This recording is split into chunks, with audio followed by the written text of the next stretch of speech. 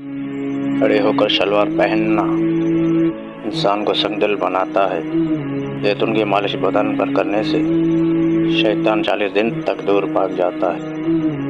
जुम्मे के दिन नाखून काटने से बीमारियों से शिफा मिलती है। खाना खाने के बाद बर्तनों को उंगलियों से साफ करने से रिज़्क़ में इजाफा होता है। हर जुम्मे के दिन सदका करने से वालिदैन कब्र के अज़ाब से महफूज रहते हैं। बावजूद रहने से रिज़्क़ और उम्र में इजाफा होता है। एक अनार खाने से दिल 40 दिन तक मुनव्वर रहता है। अगर बिस्मिल्लाह पढ़ ली जाए और शर्मगार और शयातीन के दरमियान एक पर्दा बन जाता है। अगर पाँव सुन हो जाए तो दुरूद पाक पढ़ने से फ़ौरन ख़त्म हो जाता है। और जो शख्स यार मुँह 7 खजूरें खाएगा उस पर कभी कोई जादू असर नहीं करेगा।